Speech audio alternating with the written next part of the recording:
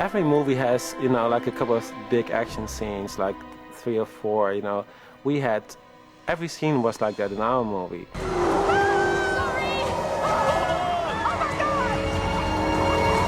One of the very first things when I read the script, I said, oh my God, this is going to be so dangerous for everyone.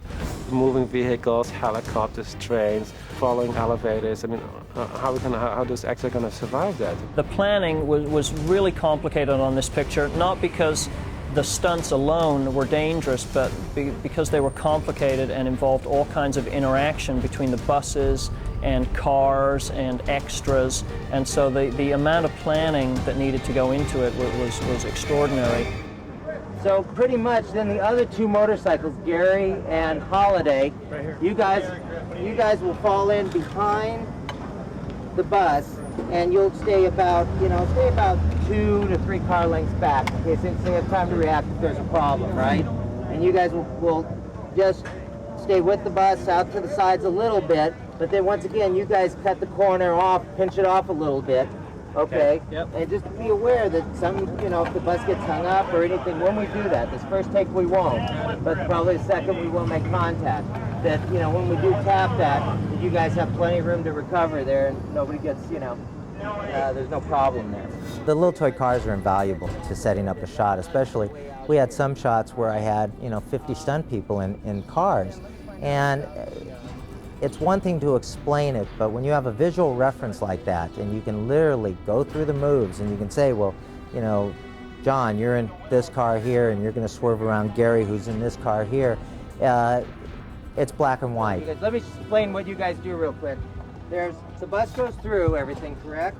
Then there's Gary and Holiday, and they go through, and they should be all the way here past that police car as you're breaking the intersection. We want you like 10 seconds back is what they said. And you can really get out there and get it kind of out of shape, come sliding. And unless I'm going to have you, right, like this, get out of your car and run around to the front of your car here.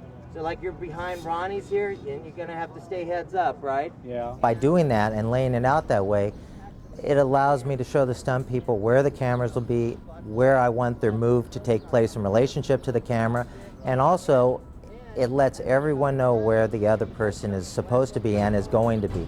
Then we always, with the little cars, we talk about what if something should go wrong.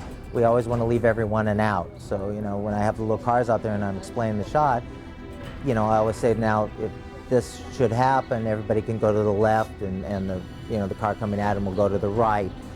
For instance, the shot in Long Beach where we're going head on and down a one-way street with the bus, well, obviously, the consequences could be rather severe if the bus were to bail out to the right and the car were to go the same direction, you'd end up with a head-on. So by using the little cars, it allows us to really lay it out so everybody has a visual reference to it.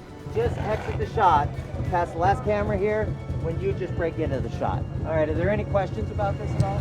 Depending on what the stunt involves at the time, we make a determination as to how dangerous it is. And at that point, there's a fine line between what would be by all means too dangerous for the actor and the fact that you're not going to be able to even recognize the actor, so you might as well use a double in those situations, as opposed to times when it would be great if you could use the actor, and in those cases, we try to, rehearse, we work the actor into the situation, and then depending on how comfortable he is and how comfortable I am and the communication we have, we make that determination whether he'll do the shot or not. Well, I took some shrapnel this morning. Shotgun blast up through my face. Kind of great to walk by the stunt guys who were like, suddenly I was like a member of the club, It was nice to be, I'm all right, it didn't hurt me too much. But, do that kind of, nothing. In Keanu's case, he was able to do so much of his own stunt work in the movie. The more that you can have the actor participate in the stunts, the more saleable I think the action sequences are, and the more latitude it gives a director in terms of what they can shoot. So Keanu's very physical and likes to be involved in those things. Keanu, who was in the beginning a little bit hesitant about all this, he started to like it so much, and he got so into it. He wanted to do almost everything himself. One of the situations that comes to mind early on was when he's transferring from the Jaguar to the bus. We had talked about it, we had talked it through, he seemed very comfortable with it. I went ahead and built a platform under the bus, so if he did miss, he wasn't going to hit the ground because we're running 50 miles an hour down the freeway. And once we got out there and the first time we went to shoot it, he was just a little bit uncomfortable with the situation, so I cut the shot and we went back. We talked about making a couple little changes, nothing major, and he did it. And he did it so well that we wanted to get one more take of that, and we actually moved the car and the bus further apart, and he went for it. And I mean, it was a great shot. And when he's underneath that bus, it's him. It's no double. It's him underneath that bus in that big dolly sequence, and it doesn't look dangerous. It was dangerous. We secured him on all sides, but still, you never really know. You're under a bus going 50 miles an hour, and it's not easy.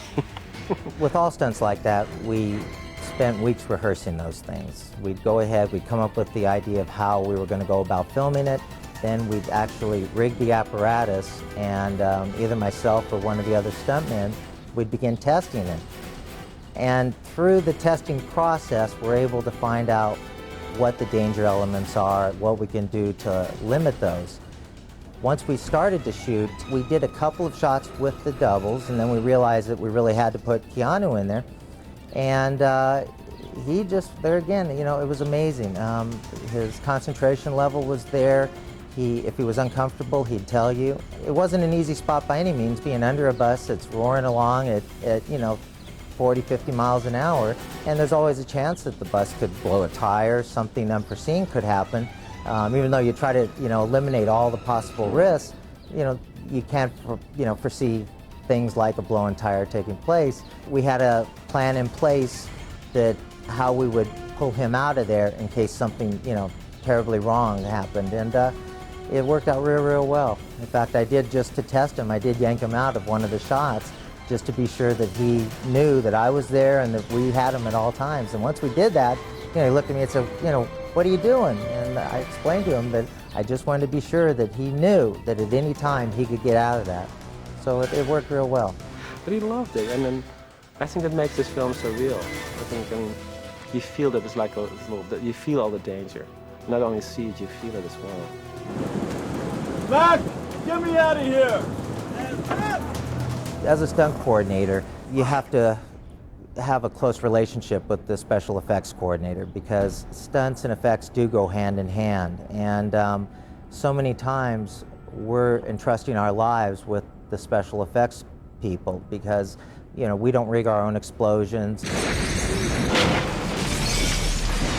Basically, they do most of the rigging for us. So we have to have great communication. We're all there to create a specific illusion. But that should be after the fireball, right? So it's boom, boom, But bing. almost as how the fireball accumulates and then rises, it should fall through the fire. Right. Because it is a team effort. I mean, we all, special effects, stunts, camera, all of us, we all work together as a team. And there is no one person that really should stand out, so to speak. It really is a joint effort by all the people involved. Gil Combs, who was my bus driver, who was driving from the roof of the bus. I would talk to Gil prior to every shot, let him know, what was going on and literally who was on the bus, because a lot of times we were able to put stunt people on the bus, but the majority of the time it was the cast. And, to me, one life isn't more important than another. It just has to do with the physical training and so forth. I mean, if the bus were to roll over, I know if I had the bus full of my stunt people, that they would be able to make the right decisions then and to protect themselves. Whereas when you have a group of extras and actors and so forth, they put so much faith and trust in us as stunt people that they're not anticipating the problem. They're involved in their role, what's taking place in terms of the action and their dialogue. And so if there should be an accident, you know, they'd be totally unprepared, and you know, there's more of a chance of people getting seriously hurt. So given that, if we're going to drive something, let's say, in a shot when we're doing a stunt, let's say 9/10 or 10/10, we'll back that off to like 6/10, 7/10 when we have the cast on board, just to maintain that level of safety. As the bus goes by, the timing is as soon as the bus rounds the corner. So if this is the corner, you guys are coming this way at the bus, right? As soon as the bus does that, as soon as it clears there, you guys are throwing them. That's the timing. You know, and no two stuntmen are alike. I've worked with, you know, many stuntmen over the years that tend to get a little more, let's say, amped up before a stunt or after a stunt than others. And you know, what I like to see as a stunt coordinator, I like to see someone that has a good, healthy sense of fear. I've done a lot